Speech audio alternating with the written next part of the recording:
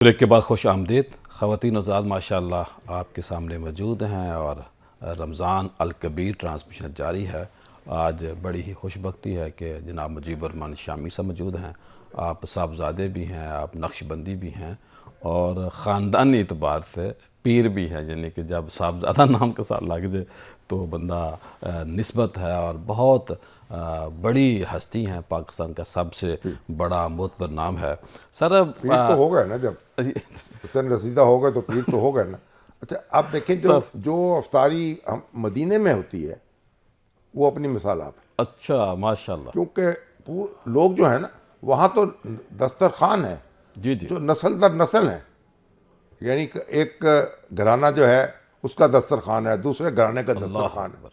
اور وہاں آپ کوئی اور عربی جو شہزادے ہیں وہ لوگ منتیں اور ترلے کر رہے ہوتے ہیں کہ ہمارے ہمارے ساتھ ساتھ افطاری کریں، سبحان اللہ۔ لوگ کھینچ رہے ہیں آپ کو۔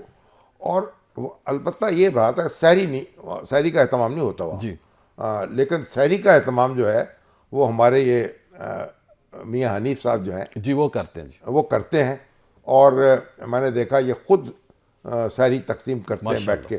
تو ایک دفعہ ایسا ہوا، مجھے بتایا لوگوں نے، تو ہم گئے ہوئے تھے وہاں، تو میں بھی وہ سحری لینے گیا، تو میرا خیال وہ پائے تھے یا کیا وہ جی سالن، اور وہ وہاں سے لے کے اور آیا پوری رات جاری رہتا ہے جی، تو سحری کے لیے۔ جی جی۔ تو عربوں میں جو رواج ہے نا وہ سحری کا ہے، سحری کا نہیں ہے، افطاری کا ہے۔ ہمارے علی پور سیدان شریف کے پیر ہیں، پیر سید ظفر اقبال شاہ صاحب، وہ بڑے وسیع پیمانے پہ جی وہاں افطاری ماشاءاللہ کرواتے ہیں کئی سالوں سے جی۔ تو بس یہ افطاری کراتے ہیں نا، میں تو سحری کی بات جی کر جی۔ رہا ہوں، یہ سحری کراتے ہیں میاں حنیف صاحب جو ہیں۔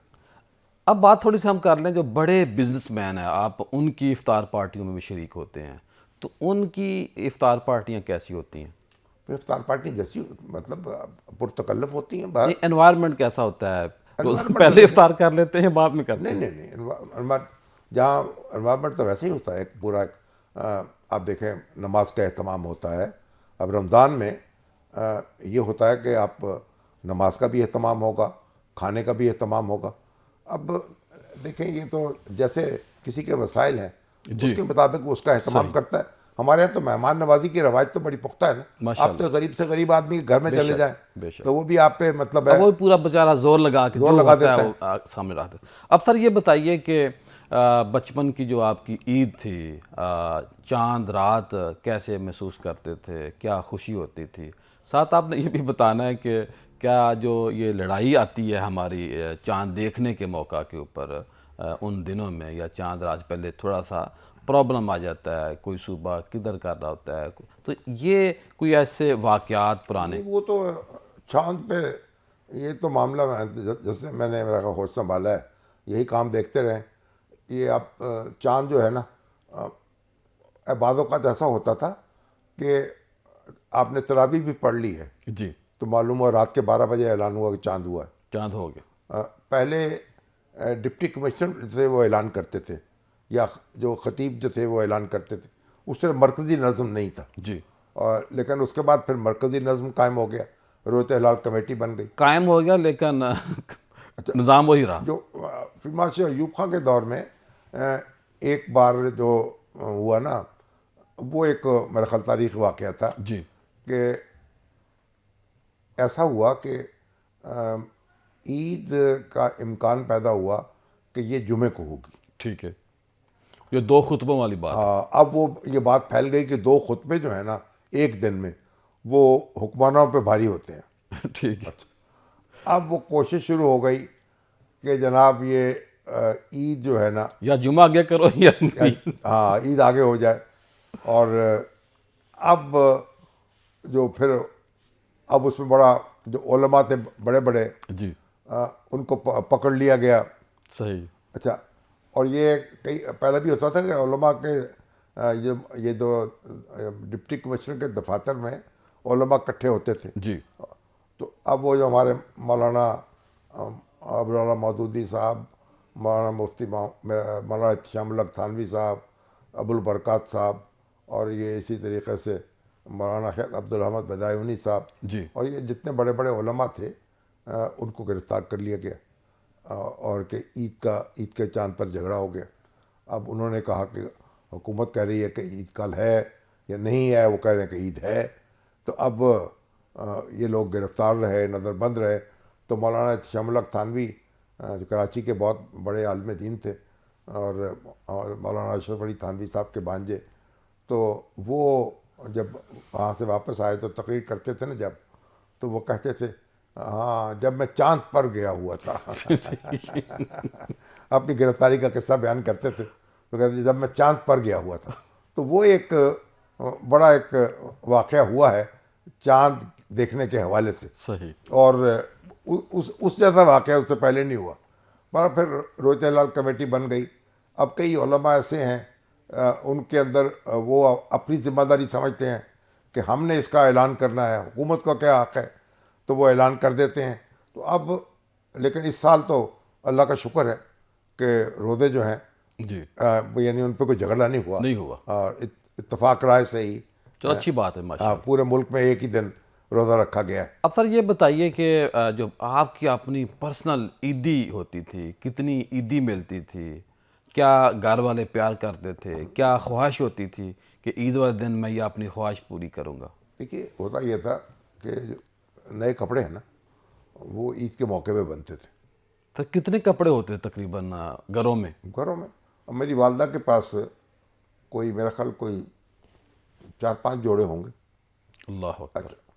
یعنی 2-3 جوڑے ایسے ہوتے تھے جو وہ پہنتی تھی گھر میں عام طور پر ہے، ایک پہن لیا ایک دھل گیا. اور دو کپڑے ایسے ہوتے تھے 2-3 جوڑے جو کہیں باہر جانے کے لیے پہننا ہے. صحیح. باہر آپ نے کہیں جانا ہے تقریب میں، اس کے کپڑے الگ ہیں، جو گھر میں پہننے ہیں وہ کپڑے الگ ہیں. یہ ایک پورا شیڈول تھا. ٹھیک ہے نا. اب وہ ذرا سادہ لباس ہوگا، جی. تھوڑا سا تکلف والا لباس جو ہے وہ آپ نے شادی بیاہ میں جانا ہے کہ تقریبات میں جانا ہے تو وہ آپ نے پہننا ہے. اور یعنی میرا خیال ہے کہ سال میں مجھے تو یاد ہے کہ عید کے موقع پر ہی کوئی نئے کپڑے بنتے تھے. اللہ اکبر. یعنی اتنا حالات تھے، لوگ اتنے سادگی والی زندگی تھی. اب تو ہر سال پورا سال بنتے رہتے ہیں. جی. خواتین جو ہیں وہ ان کی خریداری ختم نہیں ہوتی، شاپنگ کرتی رہتی ہیں، جی. کپڑے چلتے رہتے ہیں. سر خواتین ناراض نہ ہو جائے، آپ نے کہہ دیا خواتین. اور برتانہ بھی تو مجھے تو کوئی شوق ایسا ہے نہیں. وہ کپڑے ایک دفعہ بس کو اب ہماری یعنی پہلے بیگم جو تھی وہ بنا دیتی تھی، اب بہویں ہیں وہ دیکھ لیتی ہیں. تو مگر یہ ہے کہ وہ جو پہلے اب تو ہر روز عید ہوتی ہے. اب اس وقت کھانے کا بھی بڑا اہتمام ہوتا ہے، بھی کھانا عید کے دن کھانا یہ پکے گا. سر عیدی کتنی ملتی تھی اس وقت؟ عیدی تو پھر دیکھا نا کہ ایک زمانے میں تو یعنی 1 روپیہ ملتی تھی، بڑی غنیمت بات تھی. پہلے عیدی 1 روپیہ ملتی. 1 روپیہ ہوگی میں خیر، 1 روپیہ 8 آنے، 1 روپیہ، پھر 2 روپے، پھر 5 روپے، پھر 100 روپے. صحیح. اب تو ہم عیدی اب ملتی تو ہے نہیں، دینی نہیں پڑتی. اب وہ 500 روپے، 1000 روپے، اس تک عیدی آ گئی. تو اب تو معاملہ بدل گیا. لیکن یعنی ایک عیدی جو تھی، اب جو حالات بدلتے ہیں جی. تو ہر چیز بدلتی چلی جاتی. اب یہ جو کھانے ہم آج یہ پہلے سر عید روز کا کھاتے دن کیسے گزارتے ہیں آپ؟ روز کھاتے ہیں نا جی. کھانے، وہ اس وقت عید کے دن کھاتے تھے. یہ اچھے کھانے عید کے دن کبھی عید کا موقع ہوگا، بڑی عید ہوگی تو گوشت اس طرح کڑھائی گوشت بنے گا اور کباب بنیں گے. اور اب تو ہر روز ایسا معلوم ہوتا ہے ہمارے دسترخوان سجے ہوئے ہیں اللہ کے فضل و کرم سے. اور عید کا سما ہے. دیکھیں جی، عید کا دن شروع ہوتا ہے، عید کا دن یعنی پہلے تو اٹھے، نماز پڑھی، جی. اس کے بعد قبرستان گئے. بے شک. ہماری والدہ جو ہیں وہ یہاں دفن ہے لاہور ہی میں، ہمارے سسر بھی لاہور میں ہیں، اور ہمارے والد جو ہیں آپ تو ہر جمعے کو بھی جاتے ہیں؟ ہاں، میں بھی کئی دفعہ ساتھ گیا ہوں. میں قبرستان جاؤں، اور نہیں بھی جا سکتا ہوں تو کوئی ہمارے گھر کا کوئی فرد ضرور جاتا ہے جو ہمارے قبرستان میں جا کے تھوڑے قبر پہ پھول رکھ دیے جاتے ہیں. جی. یا اور کچھ جو ان کے وہاں ہیں قبرستان کے جو محافظ ہوتے ہیں یا خادم ہوتے ہیں، ان کی بڑی خدمت کرتے ہیں، بڑا خیال رکھتے ہیں. تو وہ تعلق رہتا ہے قبرستان سے، جڑا ہوا رہتا ہے. اور ایسے بڑا سر اچھا لفظ بول رہا ہے، تعلق قائم رہتا ہے قبرستان سے. کیونکہ ایسا معلوم ہوتا ہے ہماری والدہ ہیں اور ہماری ہمشیرہ ہیں، دوسرے تو بہنوئی ہیں، سسر ہیں، برادر نسبت، وہ ایسے معلوم ہوتا ہے جیسے کئی ایک ہاؤسنگ سوسائٹی ہے یہ، ٹھیک ٹھیک ہے. ہے نا. اس سے نکل آئے ہیں، یہاں بس گئے ہیں، اور ان سے بس گزرتے ہوئے واہ واہ واہ. ان کو سلام کر لیا، قبرستان سے تعلق رہتا ہے. رک گئے، ان کو فاتح پڑھ لی. تو یہ بہرحال ایک تعلق جو ہے وہ تو رہنا چاہیے نا. اس کے بعد پھر گھر آ جاتے ہیں. تو میری عادت یہ ہے کہ میں عید کے روز میں گھر سے نہیں نکلتا عام طور پر، یعنی سوائے قبرستان جانے کے، کیونکہ اب لوگ اب میں پہلے میری والدہ حیات تھی، میرے والد تو وہاں دفن ہے جنت المعلیٰ میں، وہ تو حج پہ گئے ہوتے ہیں، ان کا انتقال ہوا. بڑی خوش بختی تو ہے. میری والدہ تھیں تو ان کو سارے عزیز و اقارب ملنے کے لیے آتے تھے.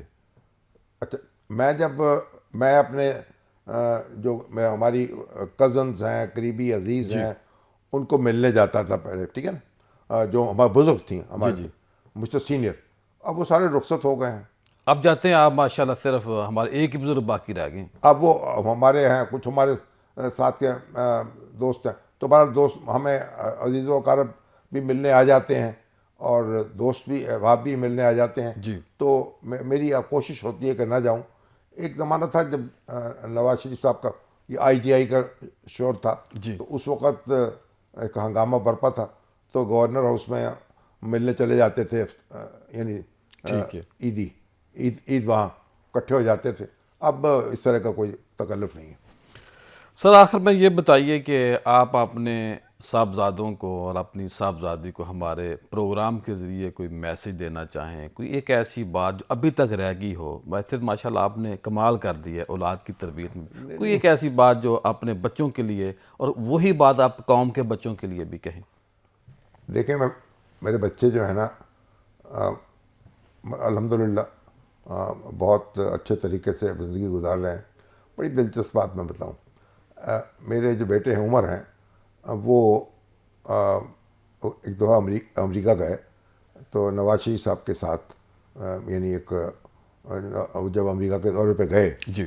تو عمر جو تھے ان کے ساتھ گئے ایک اخبار نویس کے طور پہ.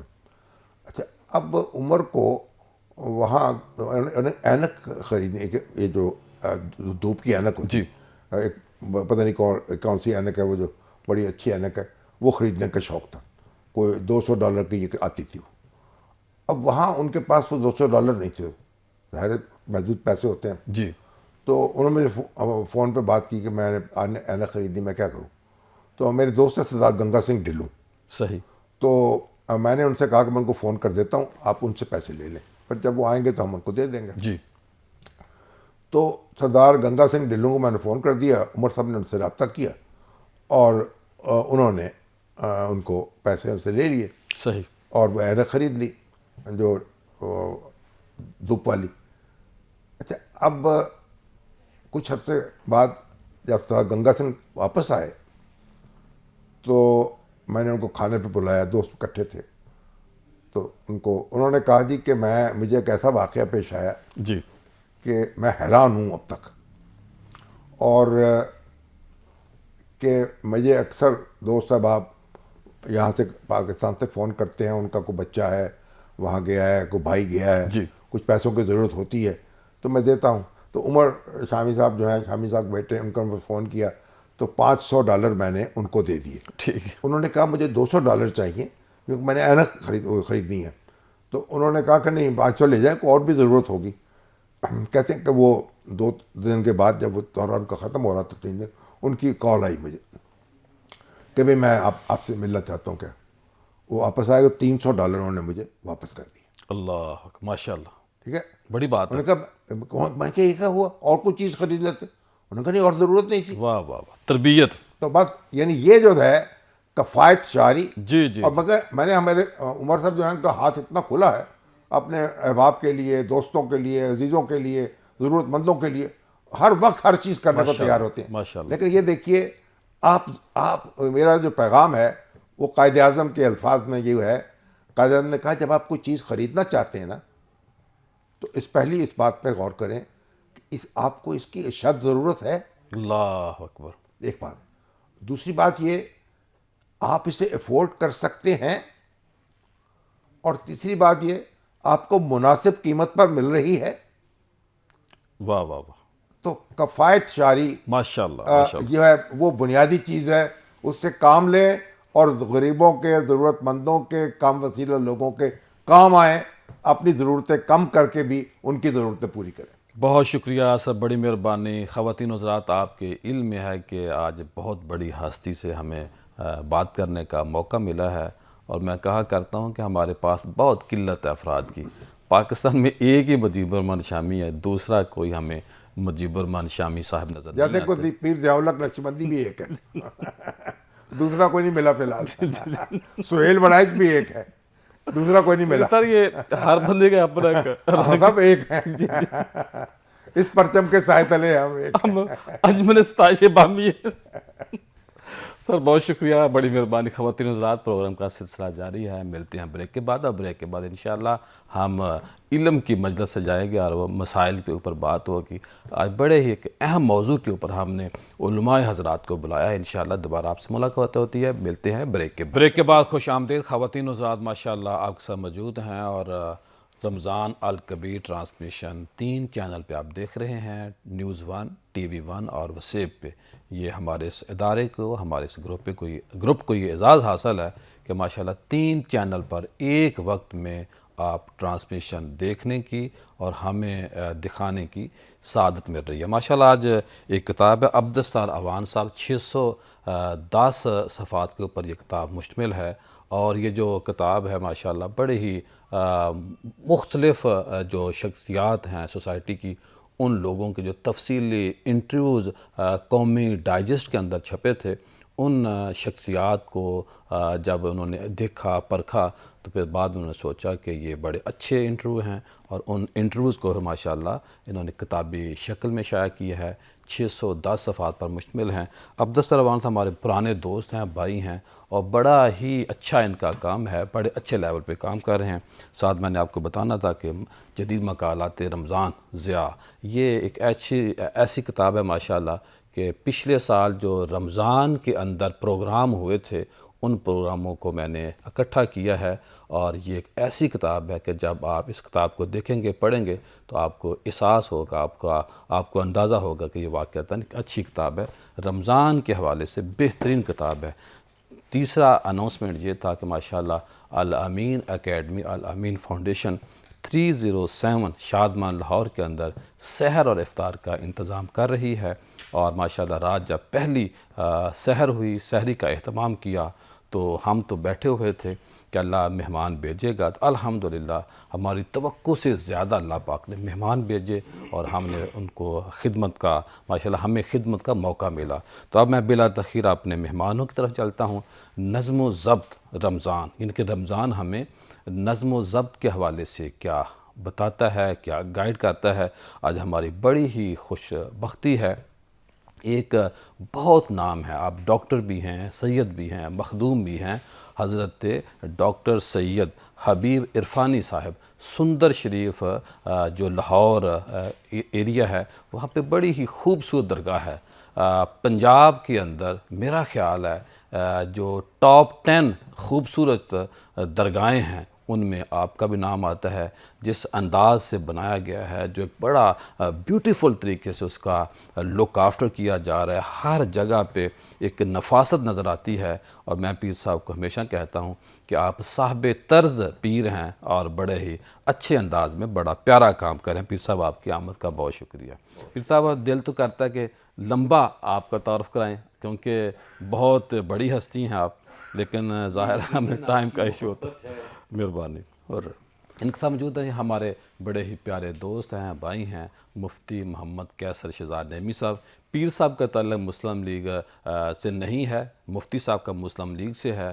وہ بھی مشائخ ونگ لاہور کو دیکھتے ہیں, اور پیر صاحب علماء مشائخ ونگ جو تحریک انصاف کا ہے, جس کے ساتھ سب سے اس وقت مشکل کام ہے کھڑا ہونا. اور میں ریکارڈ پہ کہہ رہا ہوں کہ پیر صاحب ماشاءاللہ ابھی تک پوری جرت بہادری کے ساتھ تحریک انصاف کے ساتھ کھڑے ہیں.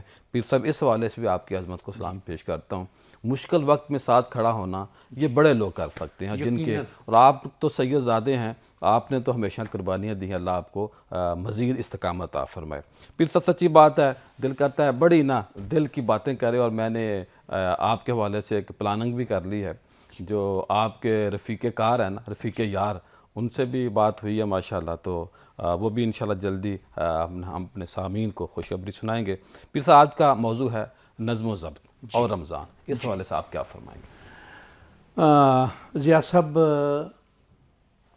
روزہ ارکان اسلام میں تیسرا رکن ہے، پہلا عقیدہ توحید، چوتھا جی نماز ہے، زکوٰۃ ہے اور روزہ ہے۔ جی جی اس میں یہ چیز دیکھی جائے کہ دین اسلام جو ہے وہ اول سے لے کر آخر تک ایک نظم و ضبط کا جی تعلیم بھی دیتا ہے، احکامات بھی دیتا ہے، جس طرح سے نبی کریم صلی اللہ علیہ وآلہ وبارک وسلم کے ارشادات ہیں یا آپ کا اسوہ مبارک ہے، اس میں یہ بھی ہے کہ ہر کام ترتیب سے، نظم کے ساتھ اور قاعدے قرینے کے ساتھ۔ جی اس میں دیکھا جائے تو اسلام میں نماز کا پہلا حکم ہے، اس کے لیے اب ہر نماز کے لیے ایک وقت معین ہے، جی یہ اول وقت ہے، یہ آخر وقت ہے، اس وقت کے درمیان، اور حکم بھی یہی ہے کہ اول وقت میں نماز ادا کر لی جائے۔ مشکل ہے، کوئی تکلیف ہے، کوئی تنگی ہے، کوئی مسائل ہیں، جی تو اس میں لیٹ ہو سکتی ہے، لیکن سستی کرنا یہ دین اسلام ہے۔ اب قرآن مجید میں جس طرح نماز کے حوالے سے کہ ان الصلاۃ کانت علی المؤمنین کتاب موقوتا، جی نماز اہل ایمان پر اوقات کے تعین کے ساتھ فرض کی گئی۔ بے شک۔ اب اس میں ایک یہ بات آتی ہے کہ نماز دن میں 5 مرتبہ ہے، زکوٰۃ ہے وہ سال میں 1 مرتبہ ہے، جی once a year، صحیح بات۔ اور روزہ ہے سال میں 1 مہینے، بے شک۔ 11 مہینے ہاں انسان کے اپنے وہ جس طرح جی چاہے وہ ان نفلی کو روزے ہیں، باقی کھائے یہ پیے، فرض ہیں۔ جو کچھ اس کے لیے حلال جائز بابرکت چیزیں۔ لیکن رمضان کا ایک مہینہ، اس میں نظم و ضبط یہ ہے کہ اس میں جو اللہ تعالیٰ نے اس کی حدود مقرر کر دی ہیں، اس کے لیے قاعدے اور قرینے طے کر دیے ہیں کہ یہ تمہارا سحری کا ٹائم ہے، اس ٹائم سے پہلے تک تم جو چاہو کھا پی سکتے ہو، اس کے بعد سے جو شے حلال ہیں تمہارے لیے وہ ممنوع ہو گئی ہیں۔ اللہ اکبر، اللہ معاف کرے، حرام نہیں ہوئی، جی ممنوع ہو گئی، بے شک۔ کہ اب ان کا استعمال کرنا جو ہے، گرمیوں کے دن ہوں، جون جولائی کے دن ہوں، بندہ فریزر کے سامنے، فریج کے سامنے کھڑا ہو، تنہائی بھی ہے، پیاس شدید ہو اور کوئی پاس نہ ہو، لیکن وہ اندر ایک جو شے ہے، اور جو قرآن مجید میں بھی ارشاد ہے کہ لعلکم تتقون، واہ واہ، کہ تمہیں تقوی حاصل ہو۔ اب تقوی یہ ہے، ہمارے ہاں تقوی کی اور بہت سی، لیکن یہ کہ اللہ تعالیٰ تو مجھے دیکھ رہا ہے، میں اللہ کو نہیں دیکھ سکتا، اور نبی کریم صلی اللہ علیہ وآلہ وبارک وسلم کا ارشاد گرامی بھی ہے بے شک، کہ اللہ کی بندگی عبادت اس طرح کرو کہ وہ تمہیں دیکھ رہا ہے، اور تم نہیں دیکھ سکتے اسے، یہ تصور رکھو کہ وہ تمہیں دیکھ رہا ہے۔ اللہ اکبر، بڑا اچھا فارمولہ ہے۔ اب یہ کہ روزہ، اس میں بے شمار چیزیں ایسی ہیں جو عام حالات میں بھی ممنوعات میں ہیں، جی معصیتوں میں ہیں، لیکن کچھ چیزیں، کچھ نہیں، بے شمار چیزیں ایسی ہیں جی کہ جو حلال ہیں، جائز ہیں، طیب ہیں، پاکیزہ ہیں، بے شک۔ لیکن روزے میں اللہ تعالیٰ نے ان پر حد مقرر کر دی ہے کہ اس وقت کے بعد سے لے کر اس وقت تک یہ چیزیں ہیں، جو حلال چیزیں ہیں کھانے پینے کی، جو جناب تمہارے مفتی لیے کیسر شہزاد نعیمی صاحب، آپ یہ کیا چیزیں۔ فرمائیں؟ بسم اللہ الرحمن الرحیم۔ بہت شکریہ محترم پیر ضیاء الحق نقشبندی صاحب، آپ کا پروگرام دیکھتے رہتے ہیں، ماشاءاللہ بڑی خوشی ہوتی ہے، آپ محنت ہم کر آپ کو رہے ہیں، دیکھتے رہتے ہیں۔ بارک اللہ، سلامت رہیں۔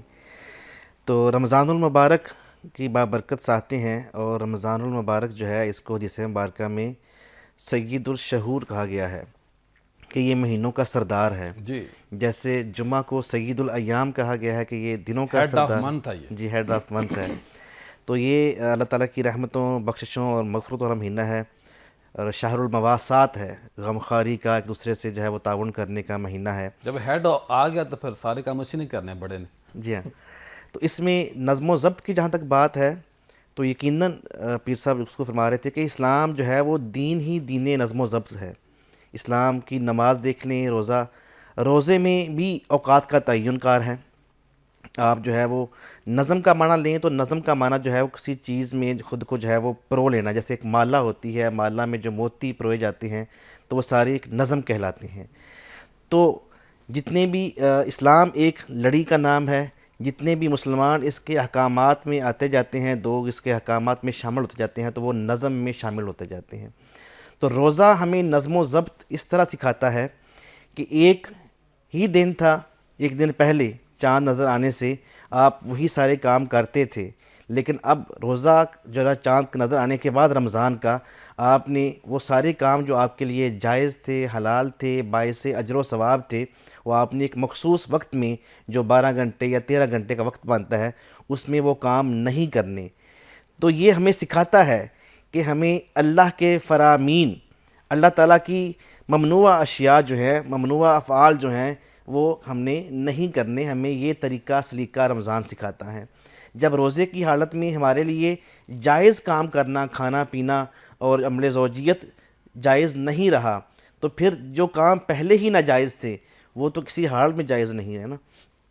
ایسے ہی روزہ داروں کے بارے میں نبی اکرم صلی اللہ علیہ وسلم نے ارشاد فرمایا کہ وہ لوگ جو کھانا پینا چھوڑ دیتے ہیں لیکن دیگر گناہ نہیں چھوڑتے تو اللہ تعالیٰ کو ان کی بھوک پیاس کی ضرورت نہیں ہے۔ لہٰذا ہمیں اپنے روزے کے ساتھ ساتھ روزہ ہمیں جو ہے وہ احساس بندگی پیدا کرتا ہے ہمارے اندر کہ ہم اللہ تعالیٰ کے بندے ہیں، اور بندگی کا احساس اور تقوی کا احساس بھی یہ پھیلاتا ہے کہ ہم جو ہے حالت روزہ میں، تنہائی میں اور کسی بھی صورت میں ہم جو ہے وہ کچھ چیز ایسا عمل جو روزہ کے منافی ہو اس کو بجا آور نہیں لاتے۔ تو یہ ہمیں تقوی بھی سکھاتا ہے، احساس بندگی بھی سکھاتا ہے، اور ہمیں دوسروں کا احساس بھی دلاتا ہے کہ اس میں امیر اور غریب سب برابر ہو جاتے ہیں، ایک ہی نظم میں پڑ جاتے ہیں۔ خواتین و حضرات، پروگرام کا سلسلہ جاری ہے، ملتے ہیں بریک کے بعد۔ خوش آمدید۔ آج ہمارے ساتھ موجود ہیں حضرت پیر سید ڈاکٹر حبیب عرفانی صاحب، سندر شریف کے سجادہ نشین ہیں، اور آپ کے جو ولی عہد ہیں وہ بھی بڑے اچھے لیول پہ بڑا پیارا کام کر رہے ہیں۔ بڑی اچھی اور پیاری درگاہ ہے، خانقاہ ہے، خدمت خلق کا بہت بڑا کام کر رہے ہیں۔ پیر صاحب، آج موضوع آپ کے سامنے ہے، یہ جو روزہ ہے، ہمیں سورج غروب ہونے کا ٹائم ہے، نمازوں کے ٹائم ہے، اور اسلام نے ہمیں یہ سکھایا کہ وقت کی بڑی اہمیت ہے۔ کس طرح ایک انسان روزے کا جو 30 دن کا کورس ہم کرنے جا رہے ہیں، ایک دن روزہ تو گزر گیا، دوسرے میں ہم شامل ہو چکے ہیں، تو ابھی 29 دن ہمارے پاس موجود ہیں، کس طرح ہم اپنے اندر بہتری لا سکتے ہیں؟ ضیاء صاحب، ایک دو چیزیں دیکھیے کہ جس طرح سے حدیث مبارک ہے کہ روزہ میرے لیے ہے اور میں ہی اس کا اجر ہوں، یعنی یہ ایک اللہ تعالیٰ کے ہاتھ سے اجر و ثواب بے انتہا ہے۔ لیکن جو روزے کا اجر ہے جس نے، اور ایک اور حدیث مبارک میں کہ جو ایمان اور احتساب کی حالت میں روزے میں رمضان میں قیام کیا جس نے، اس کے اگلے تمام گناہ معاف کر دی جائے گی۔ اب یہ اس کی نعمتوں کی انتہا ہے۔ یقیناً وہ ذات رحیم ہے، وہ کریم ہے، وہ غفور ہے، وہ رحمان ہے، وہ یقیناً بہانے ڈھونڈتا ہے کرم اور فضل کرنے کے، مغفرت کرنے کے، بخشنے کے۔ تو اس نے یہ ایک روزے کا ایک یقیناً وہ ان چیزوں سے ماورا ہے کہ انسان اس کی بندگی کرے، وہ بے نیاز ہے اس شے سے۔ وَمَا خَلَقْتُ الْجِنَّ وَالْإِنسَ إِلَّا لِيَعْبُدُونَ، کہ ہم نے جن و انس کو پیدا کیا صرف بندگی کے لیے۔ اب بندگی جو ہے وہ صرف نماز روزے کا نام نہیں ہے، بندگی صبح سے لے کر شام تک اور شام سے لے کر صبح تک اس کے احکامات پر عمل پیرا ہونا۔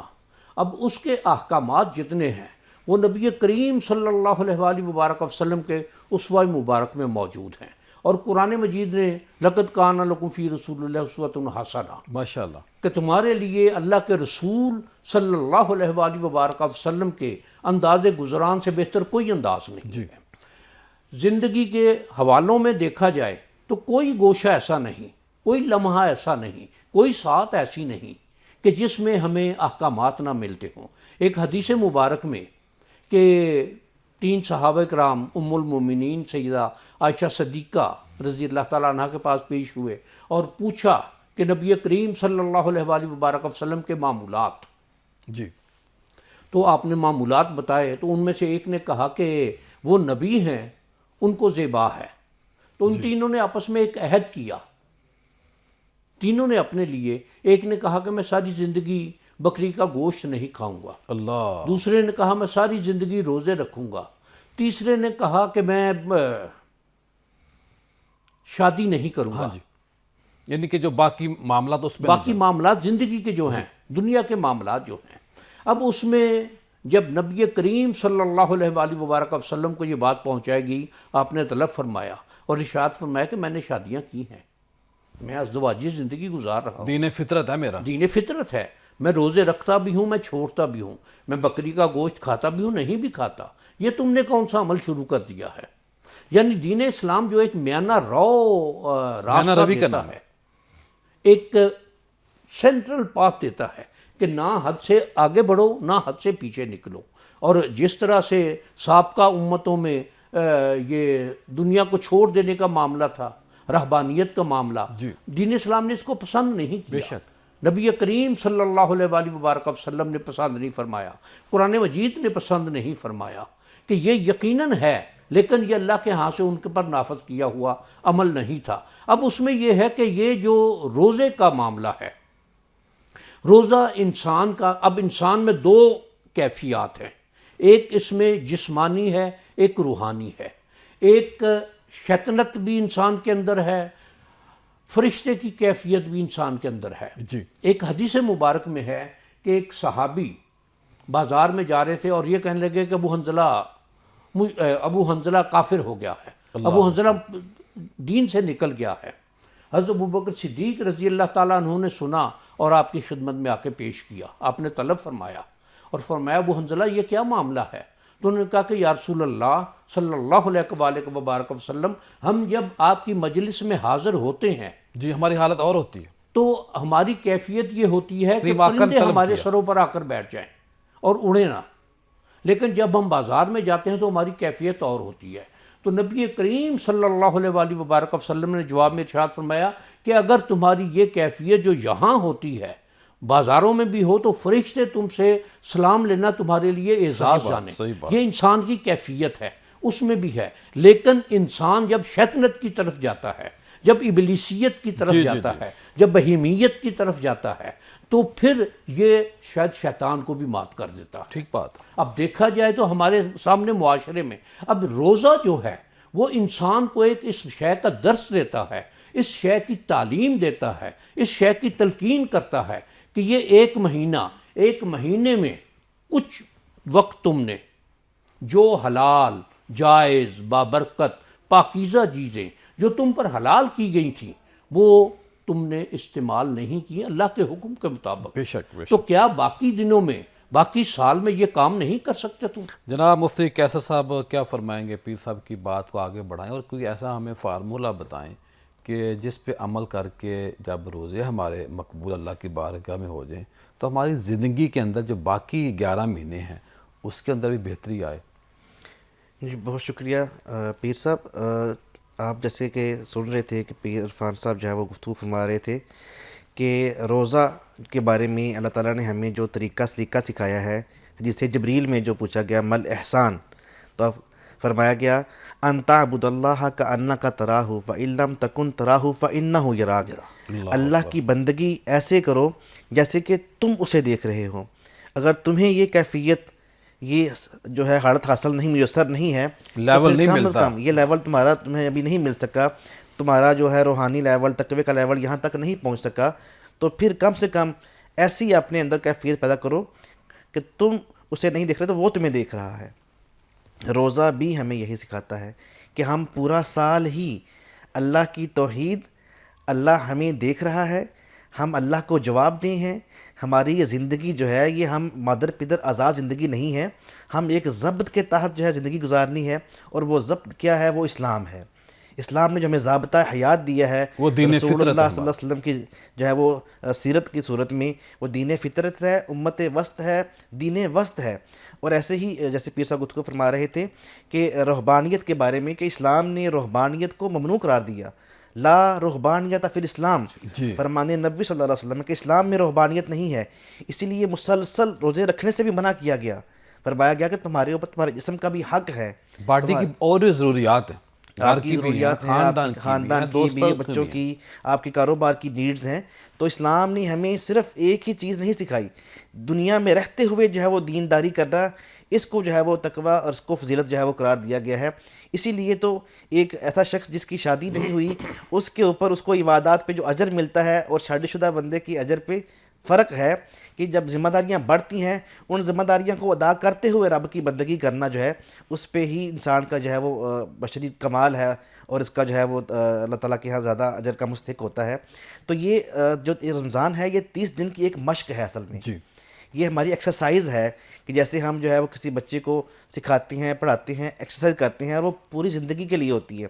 تو نو ڈاؤٹ کہ رمضان ایک سال کے درمیان جس بار کے مطابق کہ رمضان سے رمضان تک جو گناہ کیے ہیں ان کی معافی کا سبب بنتا ہے، لیکن بات وہی کہ من قام رمضان ایمانا و احتسابا، صحیح، جس نے دن میں روزہ رکھ کے رات کو قیام اللیل بھی کیا اور اپنے رب کی بندگی کی، قرآن پاک کی تلاوت کی، نہ صرف تلاوت بلکہ قرآن کو سمجھ کے پڑھا، کیونکہ قرآن کا ضابطہ حیات ہے، قرآن جو ہے صحیفہ انقلاب ہے، قرآن ہماری زندگیاں بدلنے آیا ہے۔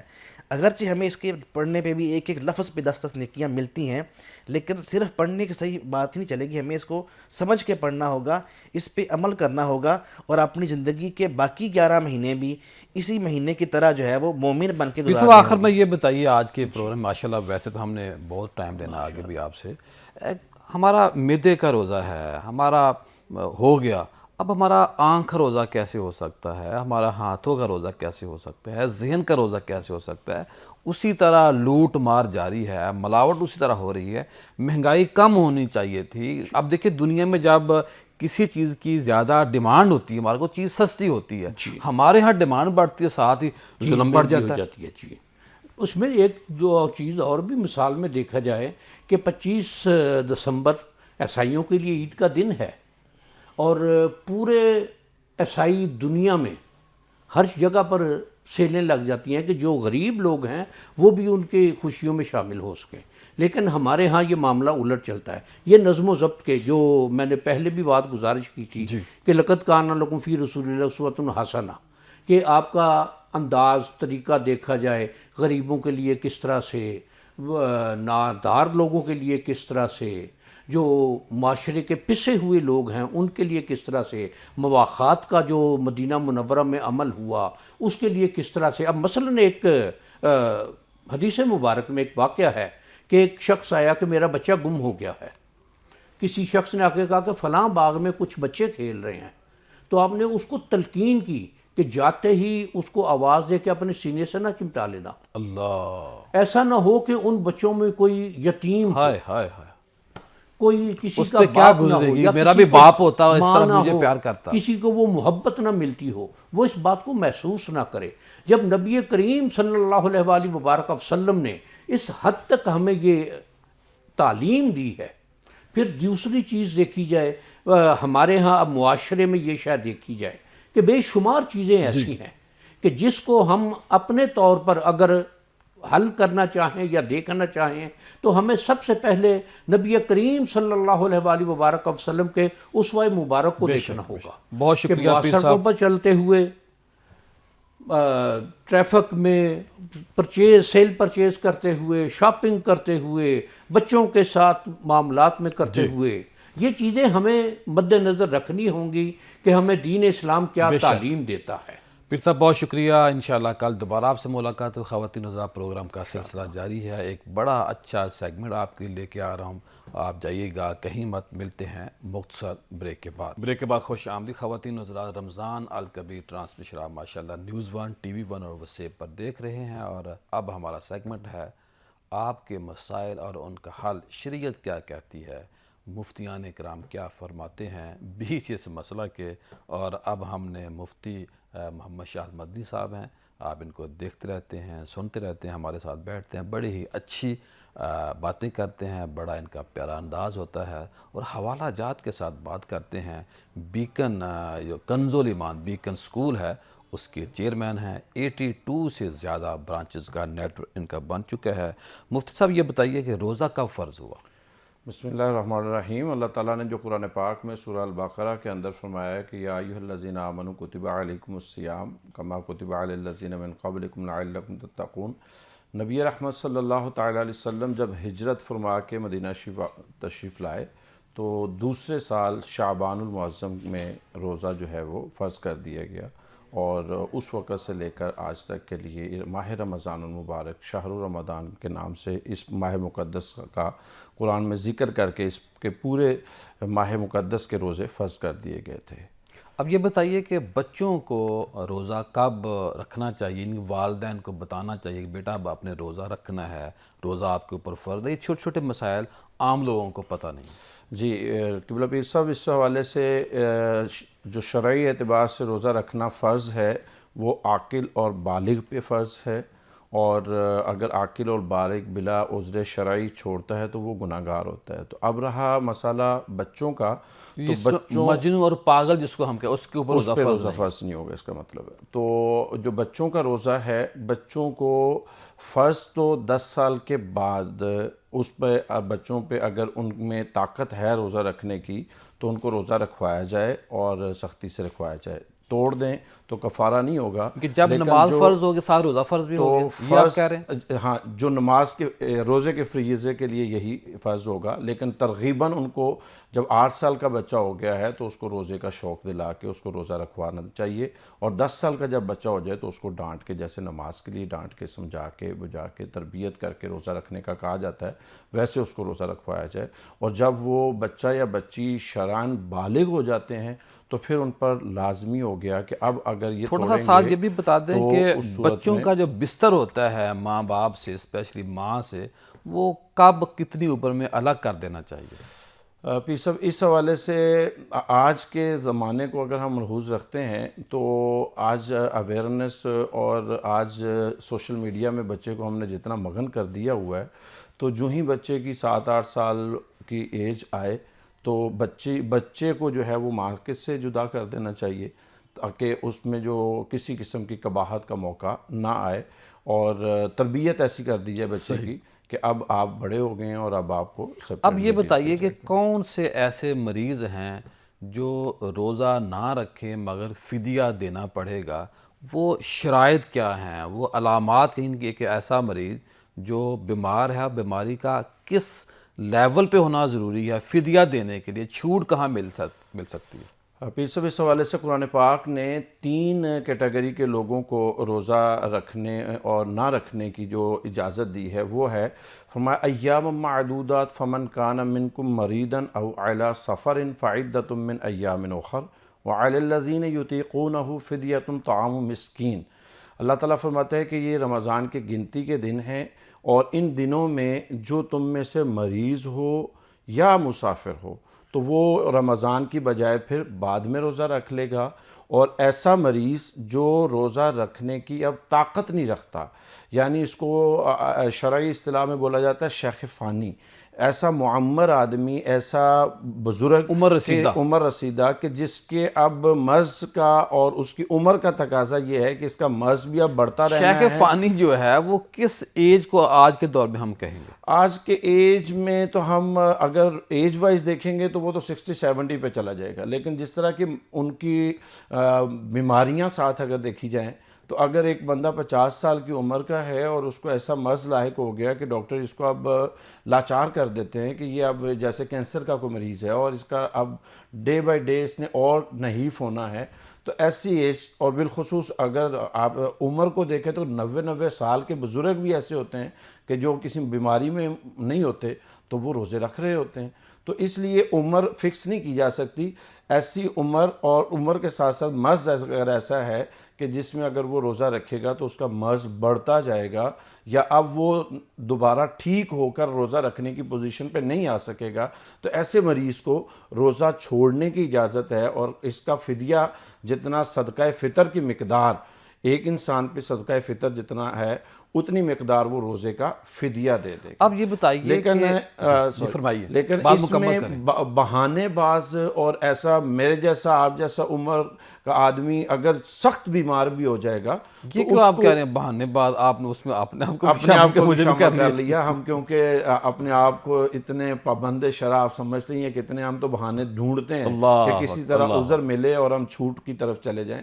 تو ایسے عذر خود سے نہیں، اگر سیریس بیمار بھی ہوں تو اس صورت میں بھی اگر صحیح ہونے کی ظاہر ہے کہ چانس ہوتے ہیں تو اس صورت میں روزہ چھوڑنے کی اجازت، یعنی فدیہ مسافر دینے جو کی ہے اجازت مفتی نہیں صاحب وہ روزہ کیسے چھوٹ سکتا ہے؟ کون سی ایسی مسافر کی یا سفر کی شرائط ہوں تو وہ روزہ چھوڑ سکتا؟ آج کل تو بڑی سہولیات بھی ہیں. اس اعتبار سے جو شرعی طور پہ قرآن و حدیث نے رخصت دی ہے وہ تو ہے کہ اگر آپ 92 کلومیٹر کا اگر فاصلہ آپ کر رہے ہیں طے اور آپ نے کسی اس سے زیادہ ڈسٹینس پہ جانا ہے تو اس صورت میں اس سفر کی حالت میں اگر سحری کا وقت آ جاتا ہے تو آپ کو روزہ نہ رکھنے کی اجازت ہے. لیکن یہ جو اجازت ہے اس کو آگے قرآن پاک نے فرمایا وَأَن تَصُومُوا خَيْرٌ لَكُمْ، اللہ کہ ان کنتم تعلمون، اگر تمہیں کوئی جانچ پہچان ہو، کوئی اگر تم عقل رکھتے ہو اور سفر بھی تمہارا آسان ہو تو تمہارا روزہ رکھنا ہی تمہارے جیسے لیے اپنی گاڑی ہوتی بہتر ہے، جیسے اس قسم کے ہوٹل موجود ہوتے ہیں. جیسے آج کل کے حالات میں ہم اپنی لگژری گاڑی میں جا رہے ہیں یا اپنی فیملی کے ساتھ ہی گھر سے جا رہے ہیں، یا آج کی جو ہمارے یہاں ٹرانسپورٹ بھی ہے، ہوٹلز موجود ہوتے ہیں 92 کلومیٹر 92 km کے اگر فاصلے کے پہ آپ جا رہے ہیں اور یا وہاں جا کے اگر آپ اقامت اختیار نہیں کرتے، مسافر رہتے ہیں، یعنی آپ 15 اب یہ دن سے بتائیے کم. کہ عورت کے کچھ ایسے دن آتے ہیں کہ جس میں وہ روزہ نہیں رکھ سکتی، اس حوالے سے کوئی ہمیں طریقے سلیقے سے بتائیں. بات بھی کرنی ہے لیکن ظاہرہ بچے بھی ہمارا یہ پروگرام دیکھ رہے ہیں. عورتیں جو ہیں وہ ہماری مائیں ہیں، بہنیں ہیں، بیوی ہیں، ہر ایک قابل اعتبار ہے. جیسے مردوں کو مرض لاحق ہوتا ہے تو وہ روزہ نہیں رکھ سکتا، ایسے ہی خواتین کے لیے 2 قسم کے امراض ہوتے ہیں. ایک تو ان کی منتھلی پیریڈ جو مینسس جس کو کہا جاتا ہے، مینسس کا ٹائم جو ہے وہ، اور دوسرا جب بچے کی ولادت ہوتی ہے تو اس کے بعد کا جو ٹائم نفاس کا کہلاتا ہے، اس ٹائم میں خاتون کو جو ہے روزہ رکھنا حرام ہوتا ہے کہ وہ روزہ رکھ نہیں سکتی ہے. اب اگر میرا آپ بات وہی کرنے جو میں پوچھنے جا رہا ہوں کہ اگر کوئی ایسا مرد ہو کہ بھئی وہ زیادہ دن ہو جائیں تو اس دنوں میں جی میں گزارش کرتا ہوں، جو مخصوص پیریڈ ہے جس کا حیض کے 10 دن کا ہے اور نفاس کے 40 دن کا ہے، تو اگر یہ جو پیریڈ ہے اس پیریڈ میں تو ان پہ روزہ رکھنا منع ہے. ہاں ان کی اگر کوئی ٹائم لیمٹ پریکٹس ایسی ہو چکی ہے کہ جو اتنے دن میں ان کے مینسس ٹائم گزر جاتا ہے اس کے بعد یہ روزہ رکھ سکتی ہیں. اور اگر مرض بڑھ جائے اور ان کا اور ٹائم اسی مرض میں لگتا ہے تو وہ مرض جو ہے وہ استحاضہ کہلاتی ہے. مرض کے طور پہ اگر اس مرض میں کوئی اسپیشلی روزے پہ اثر انداز ہونے والی نہیں ہے کوئی تو پھر روزہ اس پر رکھنا لازم ہوگا. تو یہ جو مخصوص ایام کے روزے ہیں عورت کو ان ایام کے گزر جانے کے بعد ان کی قضا کرنا لازم ہوگی. اور مسافر بھی قضا کرے گا. اور صرف جو معمر انسان ہے، عمر رسیدہ انسان ہے جس کے مرض کی وجہ سے اب وہ ٹھیک کبھی ہونے کی پوزیشن میں یا روزہ رکھنے کی پوزیشن میں نہیں ہے، وہ فدیہ دے سکتا ہے. بقیہ سب اپنے روزوں کی قضا. یعنی کہ اگر عورت اور یہ مسافر جو اب ان کی عورت کی صحت ٹھیک ہو گئی، مسافر اپنے گھر آ گیا تو وہ فدیہ بھی دے سکتا ہے؟ نہیں، فدیہ نہیں وہ دے سکتا. فدیہ صرف اور صرف وہ انسان ہی دے سکتا ہے کہ جس کے لیے روزہ رکھنا مایوس ہو چکا ہے، بیمار آدمی. ٹھیک ہے. اور باقی یہ جو جب صحت یاب ہو جائیں گے، انسان مرد ہے یا عورت ہے اور اسی طرح سفر سے واپس آ جائیں گے، رمضان گزرنے کے بعد روزہ کی قضا کریں گے. مفتی صاحب بہت شکریہ، ماشاءاللہ آپ کو ہم نے زحمت دی اور بڑے ہی مختصر انداز میں ماشاءاللہ ہم نے کوئی 6-7 مسائل آپ سے سن لیے، جان لیے. ظاہر ہم مسلمان ہیں، ہمیں سیکھنا ہے اور سیکھنے کا جو عمل ہے ہم نے قبر تک جاری رکھنا ہے. ان کے مرتے دم تک ہم نے جو سیکھنا ہے اس کو جاری رکھنا ہے. دین فطرت ہے اور ہمیں ہر طرح کی رہنمائی ملتی ہے. خواتین و حضرات ماشاءاللہ آپ نے آج ہماری رمضان الکبیر ٹرانسمیشن دیکھی، سنی. مقصد یہی ہے کہ ہم سوسائٹی میں بہتری لے کے آئیں. انشاءاللہ کل دوبارہ آپ سے ملاقات ہوگی. السلام علیکم.